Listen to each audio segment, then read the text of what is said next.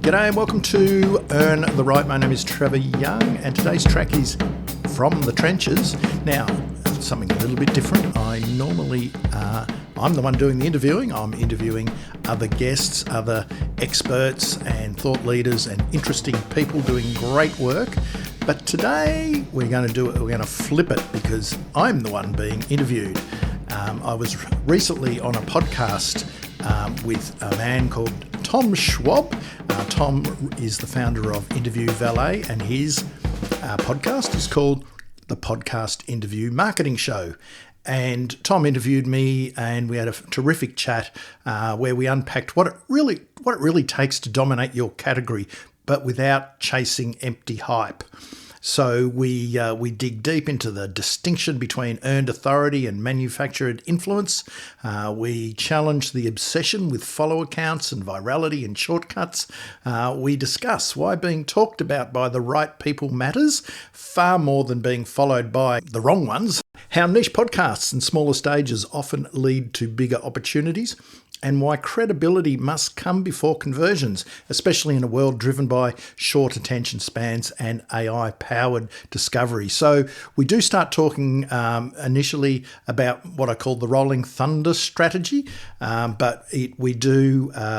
once you go down open these doors to an interesting topic, and the rolling thunder strategy, you may recall if you've listened to this podcast quite a bit, it's all about starting small and building up in your media relations and publicity efforts rather than shooting for the skies straight up and knocking it out of the park and any other analogy I can think of. It's about starting smaller. So we dissect all that from a media relations and publicity point of view, but then obviously that opens the door to other threads of a conversation. So this is on Tom's podcast, the Podcast Interview Marketing Show, which is a terrific listen if you want to check that out. But I asked Tom whether I could also replay it or repurpose it for my podcast, Earn the Right. And that's what we're doing right here. So let's get into the show. Hey, it's Tom Schwab, and welcome back to the Podcast Interview Marketing Show. Let me ask you something. Are you chasing a flash or building momentum? Today's guest is Trevor Young, and he shows us why the biggest bang rarely builds the biggest brand. Now, Trevor is the founder of Influence and Impact Company, and he's the host of the Earn the Right podcast. He introduces us to a powerful concept that he calls the rolling thunder strategy. You see, it's not about one big time event. It's about a sustained visibility. It's about building trust, not just more attention.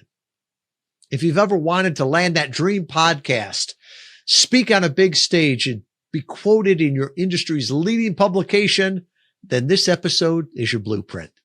We dig into the difference between earned authority and just manufactured influence. How to play the long game in PR and marketing, especially in a short attention span world. And why being talked about by the right people matters more than being followed by the wrong ones. This episode is for you, the experts, the true thought leaders, the visionaries who want to be known, not just noticed. If you're building a brand of substance, you're going to love this episode. I am so excited to introduce a friend of mine to you, Trevor Young. He's the founder of the Influence and Impact Company. You've probably heard him before on the Earn the Right podcast, and I love the tagline there. Earn attention, build authority, stay human. Trevor, welcome. Thanks, Tom. And yep, that's me. This is me being human, face to face, albeit I'm in Melbourne and Australia. So our time zones, we got it right, which is great. All right. So you're drinking coffee and I'm drinking. But you had posted something on LinkedIn the other day, and it caused me to go down a rabbit hole on what you meant by this. And then I'm like, we got to talk about this. It's this idea. You call it a rolling thunder campaign. Can you explain what you mean by that? Yeah, a rolling thunder strategy, because it's probably less campaign like, but it's more of an approach for founders, experts, thought leaders, solo practice owners, those people who, your audience who want to get out there and get their name out there and build their profile and their reputation in a respectful way. And you'd written something on LinkedIn about, a lot of your clients want to be on Joe Rogan and the big the big ticket flagship type podcasts, and I extrapolate that out into media more generally because my background is in PR, and for over 30 years, and I've lost count of the amount of clients who have always, this is the media side of PR, which is only one small part of PR today, but they've always wanted to be on the tier one newspapers, and the equivalent of the Wall Street Journal or the Financial Times in England, or in Australia it's called the Financial Review, and always the big ticket radio shows and TV productions and stuff like that. And it's just you've just got to let it, unless you've got the greatest bit of news ready to go, and sometimes that happens. But when we're talking about profile raising, reputation building, usually you have to build up to that, and podcasting is no different. Yeah, and you're right. It is a strategy, not just a campaign. Yep. And I love it's how the visual, or the auditory of just thinking of Rolling Thunder, where you hear it off in the distance and it just keeps getting bigger and bigger and bigger. It builds. Yeah. And I see too many people. It's like, well, I just want it to be a firework that goes up and, like a shooting star. Well, it's there, but nobody sees it. And do you really get that much impact out of it? Yeah, we can really unpack this and why it's important to. So just so the listeners understand. So the Rolling Thunder strategy is about starting small, lowering your eyes, and starting smaller, more niche. And we can, on media generally, if you wanted to talk about podcasting specifically, it's about the more niche podcasts, and build up and earn your chops, and, get used to being interviewed and talking to, media and stuff like that. And so it serves a couple of purposes, but the ultimate one is it's a stepping stone towards bigger coverage over a period of time. Well, and I think, it's not just podcasts, right? This is a strategy that affects any media, any outreach, any PR. It's the same thing, right? If somebody's has a play and they go on Broadway, right? The first time they've ever do that is not opening day on Broadway, right? They've refined it. They've worked it out there. And, when I hear people say, well, and I'm showing my age, I want to be on Oprah. Yeah. Right? Oprah stopped about a decade ago, but you don't want to be on Oprah 18 months before your book launches, or, 6 months before your product launches. Cause guess what? She's not going to have you back on, 6 months later, and you've got one shot at that. So you got to make sure that it works. Yeah. Well, I reckon a lot of my brethren in the US have, who do media publicity, they would have had that request often. I want to be on Oprah, and that's, I want to be on Rogan. I want to be on Oprah. I want to be, in the New York Times. Sure. Doesn't work that way, and you can waste a lot of time and effort. Just be pragmatic, be real, unless you're an absolute outlier with some news. And again, we're not talking about that. We're talking about profile building, reputation, growing your thought leadership over a period of time. They're things that you can't do instantly anyway. So one hit is never going to do it for you anyway. So it is the smaller rooms, as if we're going to go down I love the Broadway. I talk about Broadway, off Broadway, and off Broadway. Look at the small rooms, earn your chops, build up. So you're ready when the big ticket item comes.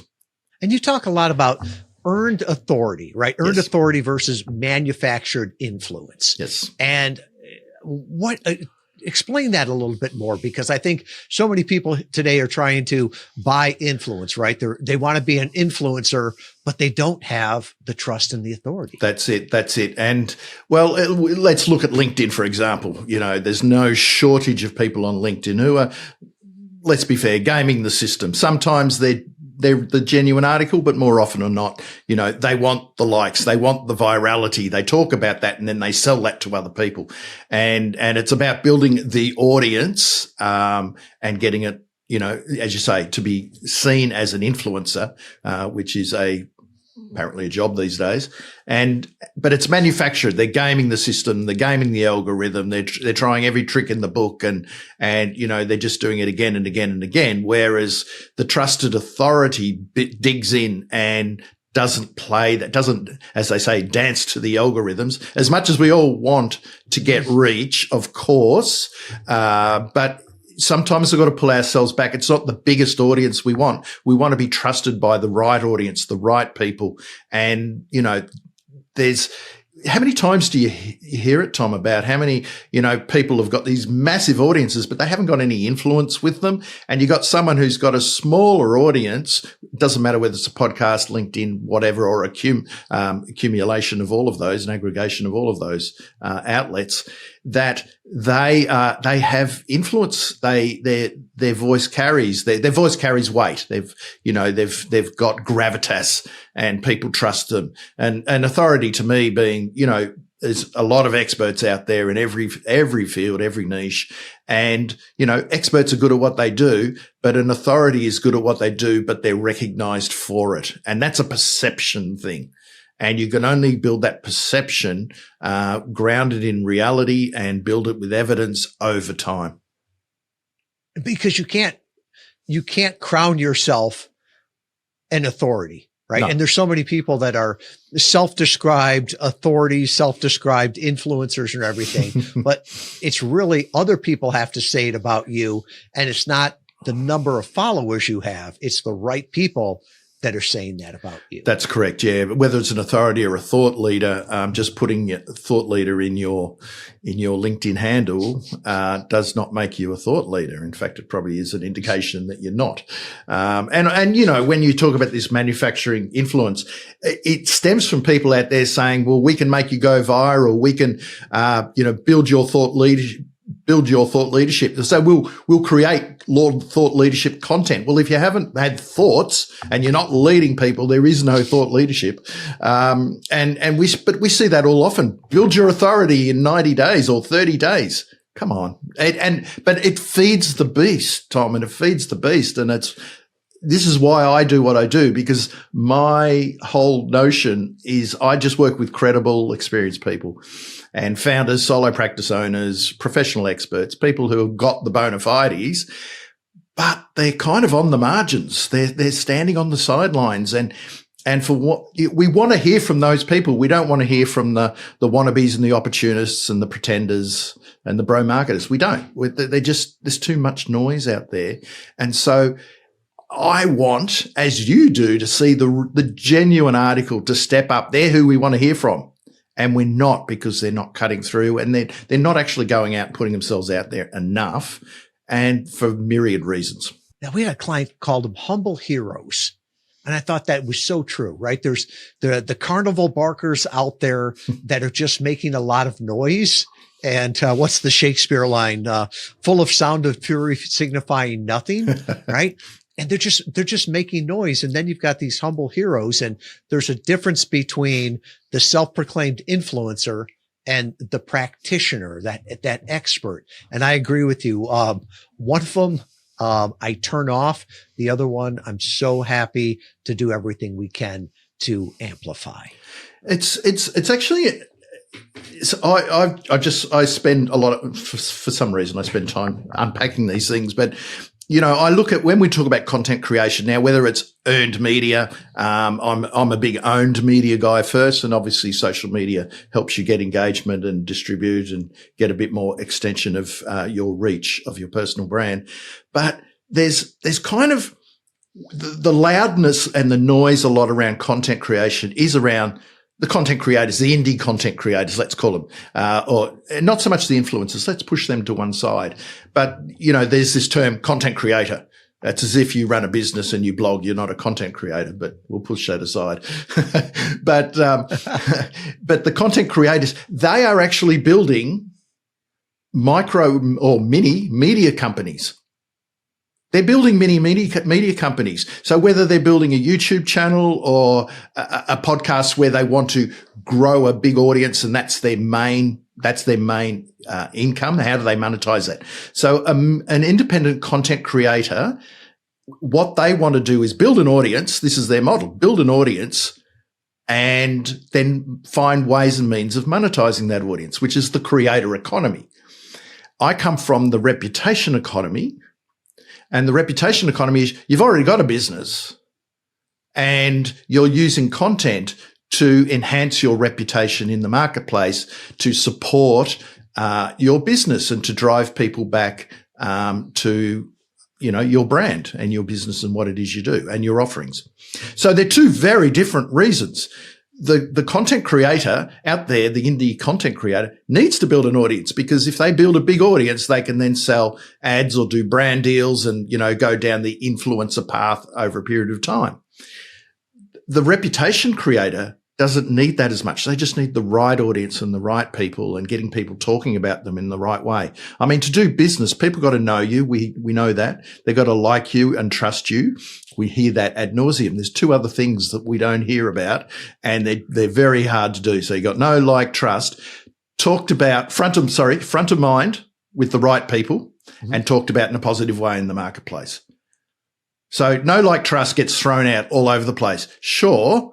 But you've got to be top of mind, because if you're not top of mind, you're forgotten, you're invisible, and you need to be talked about in a positive way in the marketplace, because that's that third-party validation, whether or not it's talked about, through the media or people just talking about you on social media or face-to-face.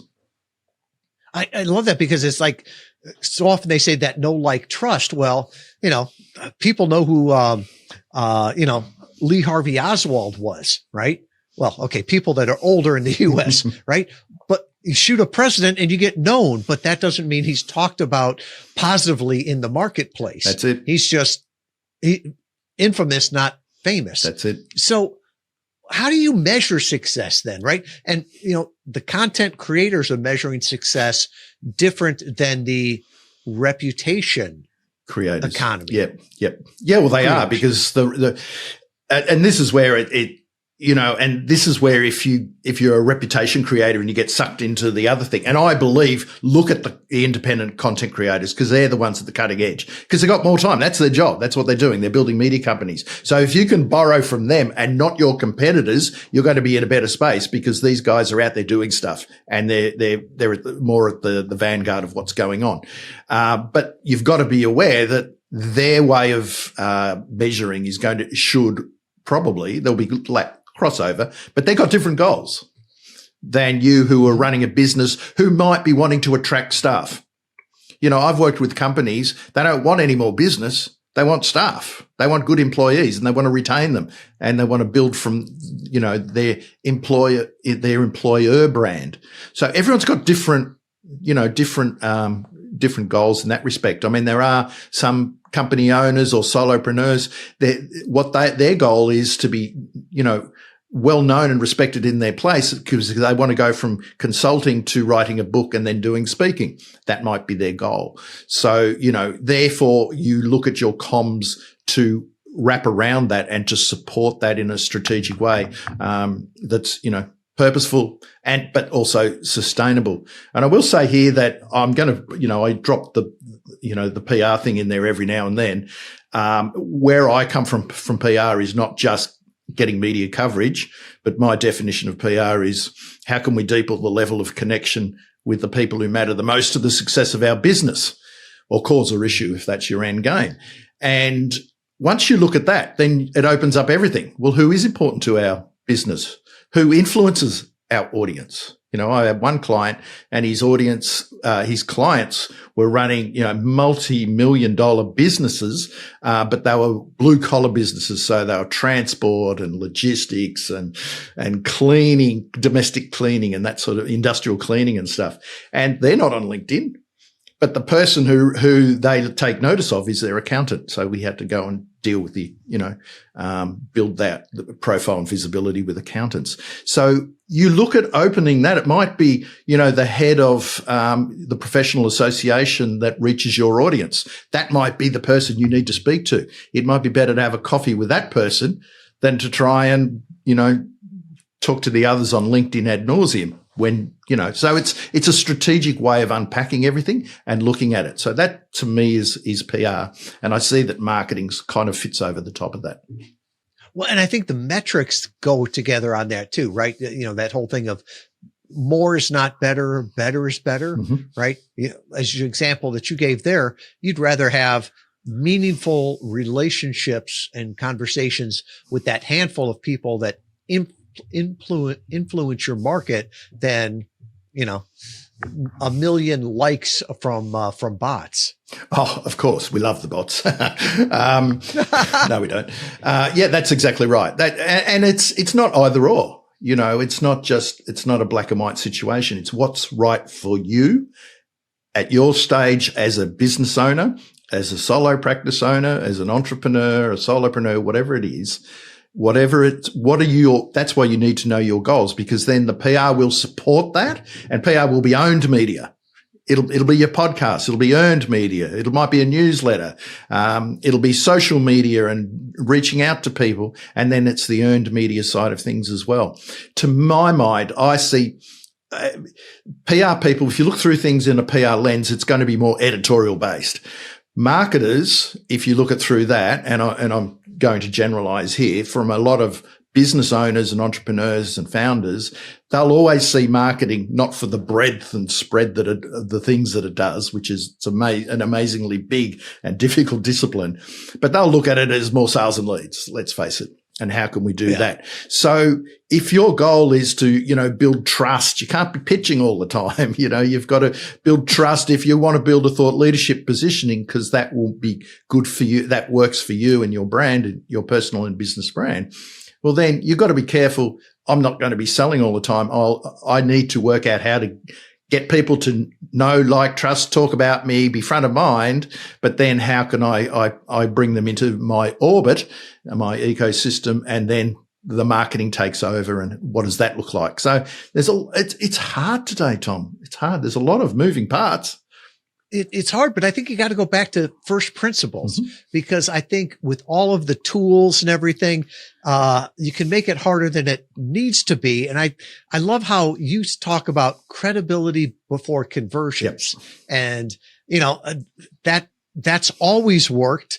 Although it seems like today everybody's, always be closing. What's the conversions? And it's like, doesn't matter if you don't have the credibility. So how do you think about that? Well, that is my mantra. And that's what I see the PR side of things. If you look at it through a PR lens, you build that credibility, that trust, that reputation over a period of time, again and again, 365 days of the year. Your marketing should sit on top, and they spike and do campaigns and go nuts on that. But you've earned, that's the name of my podcast, Earn the Right, because you've earned the right. Yeah. If you're going to advertise and hit people over the head and send them emails and stuff, if you've earned the right, they've already bought into you. They like you. They trust you. You're credible. Your marketing over the top, your lead conversion activities are going to be a lot more effective, because you've earned the right to do it, and people are more predisposed to your promotional message. And I agree with you. Going back to basics is, what's going to work for me and my business? What are my goals, and who am I trying to reach out to and deepen the level of connection with? If you strip it back, it opens up. You've got a blank canvas. There's a lot of things to do, but if you try and do all of them, you're gonna go nuts. You're gonna go seriously nuts, and just spread yourself too thin. Yeah, I mean, everybody's got a limited budget of time and money. I don't care if it's a solopreneur or Amazon, and the idea that I'm going to do everything and do it well doesn't work out. And I guess, when we first knew of each other, that was, a long time ago, right? We were talking before, even before Interview Valet. So that was more than a decade ago. But do you think now with AI, does that speed up the credibility, or does it slow it down? Right. Cause I think you could argue a double-edged sword on that. It's a really good point. And I'll just say from my experience at the moment, I find it takes me longer to write things now because I'm going deeper and deeper and sometimes a little too deep into rabbit holes with my thinking and expanding my thinking. And I'm using multiple AI tools to research and go deeper and to join dots and to, I work by myself. So when I ran agencies, I had people to challenge me and, we'd sit in the boardroom and get the whiteboard up. Well, now I do it in different ways. So from my perspective, it's taking me longer to create and write. But that said, once I've done the long form content and my voice is out there and I've trained AI, then I can do the short stuff a lot easier off the back of that. So that's just me. Everyone's doing things in a different way. But it does on the content creation side, just in the tools of creating videos or editing a podcast and all of those things, I find that it's just sped things up immeasurably, which means you can scale a lot more quickly if you wanted to, if that was your end game. But the whole notion now of people saying, well, if I can get AI, if I can get ChatGPT to, write 10 articles really quickly, I can just flood the marketplace with it. We've seen that. We've seen that over the last 18 months or so, that people are doing things like that, whether it's LinkedIn, whether it's articles, whatever it is. And that's shallow. That's just shallow thinking. There's no depth and no buy-in there. So while it can speed up things, like you said, the editing, podcast, spell checking for me, all of that stuff. There's certain things that it can't do. And I had a laugh, as you said, using different ones. ChatGPT loves everything I talk about, right? ChatGPT likes everything. Claude pushes back. And I think Grok just makes fun of me. But there's Joe Saul-Sehy, the host of Stacking Benjamins podcast. He posted something on LinkedIn recently, and there's some AI platforms out there. And he did a screen capture of the pitches he got. And it was, hello, Stacking, dear Stacking, dear Benjamins, dear Joe Saul-Sehy, Cumulus Media. And he's like, I realized that none of these are humans. And he's like, I'm not even going to open them. It could be the best guest out there, but it's almost like the AI is working against them. And I think that's one of the things that I try to be very cognizant of, like when I write, to make sure that people know it's really me and not just an AI bot.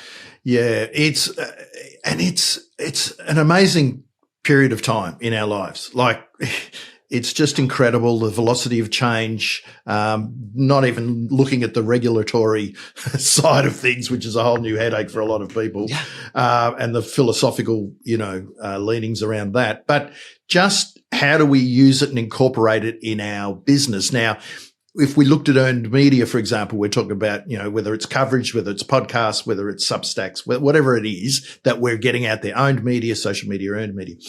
And what we do know from, all the amount of research that's going on around us is that people are using chat and Claude and Perplexity and Gemini, and I'm sure there's more, Grok, to do their homework, we're always going to check people out before we do business with them. And it used to be Google, and it might still be Google at the end of the day for some people, but increasingly it's going to be Gen AI. It is, and we see it. And my daughter's, she's got it on her phone, and she won't, she talks to it all the time when she wants to do a restaurant or clothes or whatever it is, So I'm using it all the time too. So being visible in the machine, in the AI realm is just another thing that businesses and thought leaders and authors and speakers need to come to grips with. And that's the PR industry is really in the middle of that, because they are the ones to do the earned media. And so it will either make or break some PR professionals, because this is real and it's happening, and people don't ask questions of ChatGPT like they do with Google. I think I read the other day, something like the prompt when you're talking to ChatGPT about something, doing investigating or doing research, is on average 27 words, I think. Yeah. So we're talking in different language to what is the best, restaurant or restaurants in, this city. Best Japanese restaurants in this city. If we do it through Gen AI, we're going to talk in a different way. So are we, as individuals, thought leaders, entrepreneurs, business owners, are our brands coming up? And that's a whole different ballgame. That is just a different ballgame. It's interesting. There was a study out of Colgate University here in the States. I read it in Fortune about a month ago, and they said that the traffic from AI was converting 9 times better than SEO. Now, granted, this was an e-commerce study, but the first prompt, like you said, they said was 29 words. 29 words. Right? So how do you go pick out the keyword that's 29 words long, and that the people interacted with the AI for 6 minutes before they actually went to the website. So that is just amazing to think about, that if you're not credible with the AI there will be no conversions, because if they were talking for 6 minutes, I'm sure there was a lot of people that were just sort of cut out from that because they didn't meet what the person was looking for and what AI thought it was credible. I was at a bookstore yesterday, and there was 2 books by an author that I'm interested in.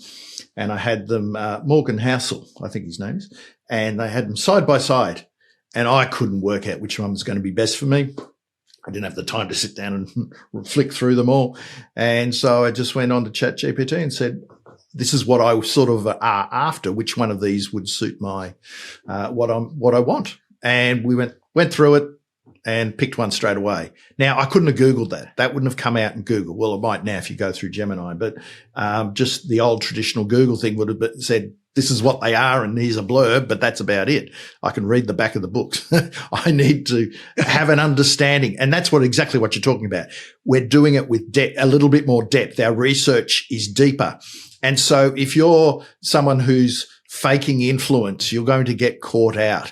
But if you're someone who's just building credibility strategically across platforms, you're doing the podcasts, you got your owned media, your website, your profiles, you're fronting up on LinkedIn, all of those things, and each Gen AI tool is has different ways of surfacing the information that they need. Then it's the hard yards, and you've got to keep doing it because there's a recency thing involved, as I understand it. And so, when we're talking about, before we started about, the rolling thunder and pitching and starting small and lowering your eyes and going niche, and where is your audience, and it's better to be on, one outlet. It might be a blog that a brand runs. And I've done this from experience. There was a company that was in the recruitment space in my world in media marketing and communications, and they invited me to write for their blog. They had 50,000 audience, which was terrific, and it was my audience. So I did it every month. Yeah. I did a thing, that was perfect. And so that to me is rolling thunder. That can move up until, the next stage and the next stage, but you're building your foundation, your bona fides.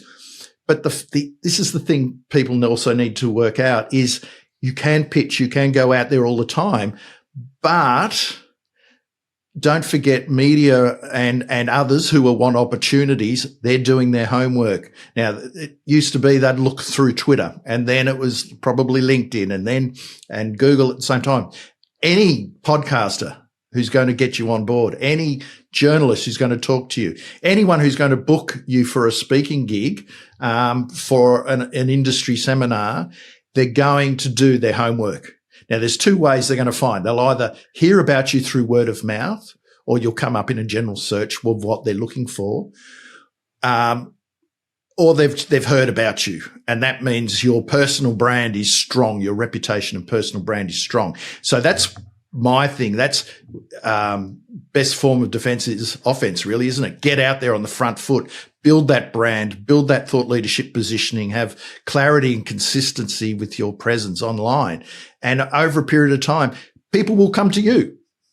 Yes, you can pitch to them. We talked earlier, outbound, inbound.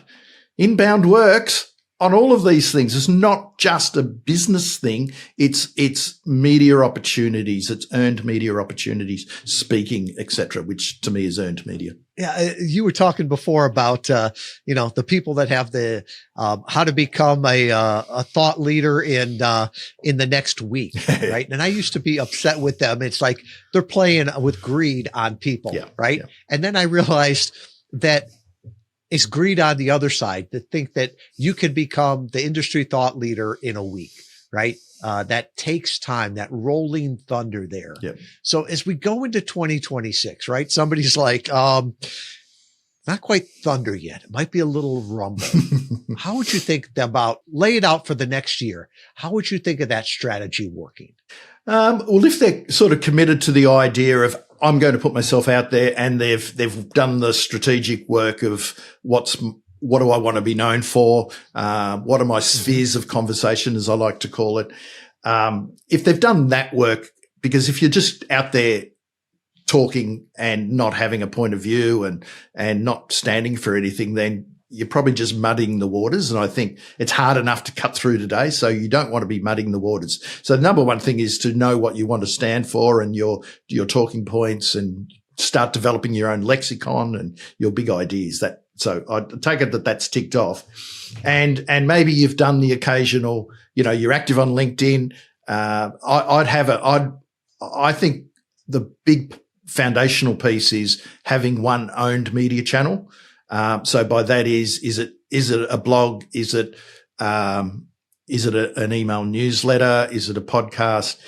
Is it a YouTube channel? I know YouTube's on a social channel, but you can still take the videos and, I still call that almost an owned media play in that regard. But having a platform that you can attract people into your world. And if you can get them onto an email list, I think that's the obvious goal, because you want to, develop that and deepen that level of connection with them further.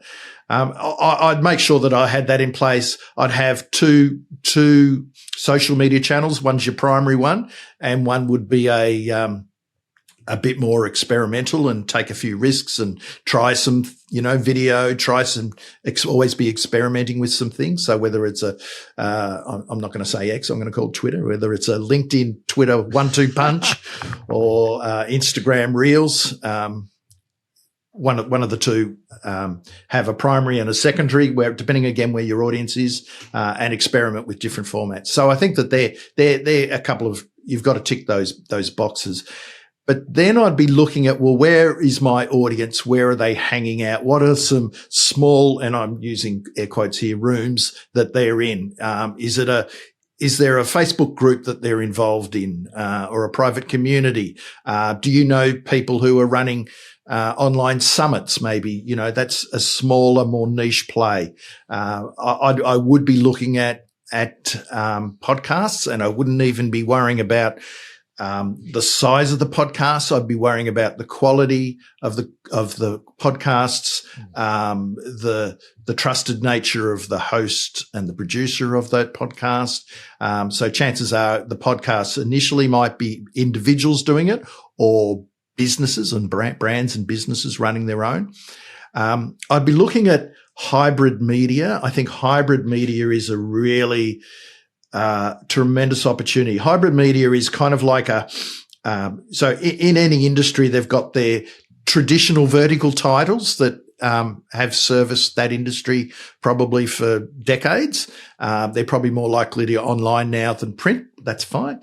But then I'd be looking at hybrid media tends to be an online publication that's run by someone who has probably been in the media game, probably been an ex-journalist, and their goal is to build an online publication.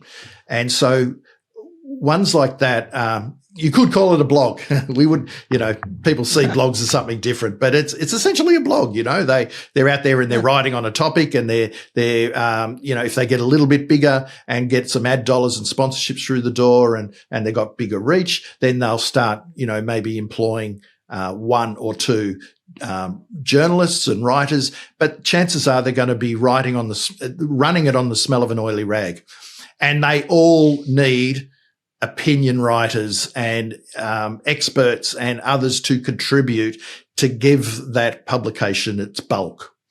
So I know in Australia, in my world, in the marketing advertising world, it's, they've got the traditional magazines that have always been there. And then one came up underneath it called Mumbrella.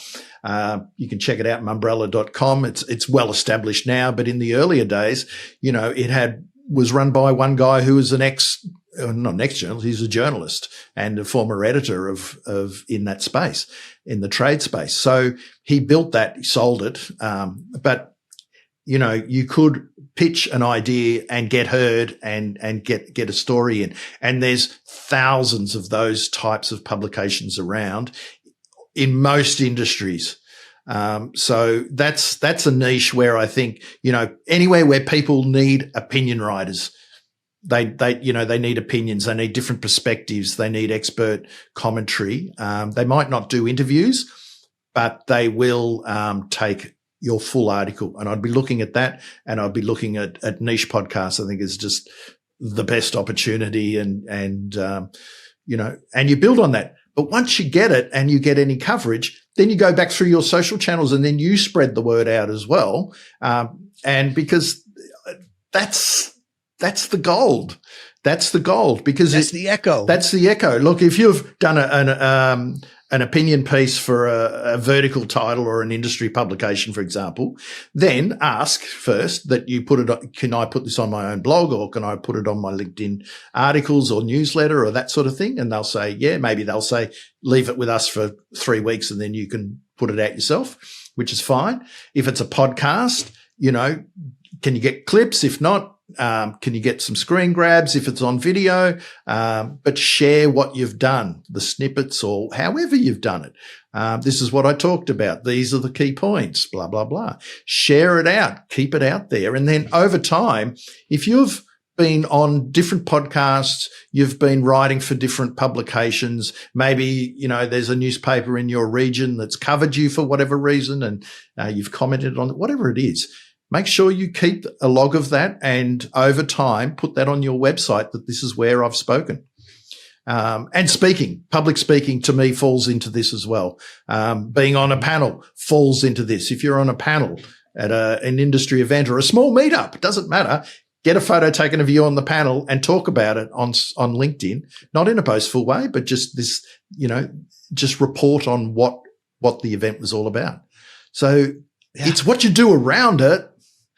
That's the gold. That's the gold. It's not set and forget. Trevor, what's ordinary to you is amazing to others. Thank you for unpacking this whole idea of the Rolling Thunder strategy. How can people get in touch with you? What's if they love this, how do they get more, Trevor? Well, my newsletter is Earn the Right. That's on Substack. So earntheright.co. And you'll find all my articles on all of this sort of thing, Rolling Thunder, off-Broadway, off-Broadway, all of these types of this thinking about how you can earn the right to be out there talking, building your profile, your leadership in the space, and becoming a credible, influential voice. How you, as a credible or an experienced founder, can be seen and perceived as a credible, influential voice in your industry. Thank you, Trevor. Thanks, Tom. Wow. That was Trevor Young. And if you're serious about building a brand that lasts, I hope you caught the heart of this episode. Credibility before conversions. The Rolling Thunder strategy isn't about chasing fame. It's about earning trust over time. Small stages lead to big ones. Narrow niches lead to national news. You don't start on Broadway. You start off Broadway. You build, you grow, you show up consistently. And if you're a consultant, a category designer, or just a content-driven founder, your next client might not be the one listening.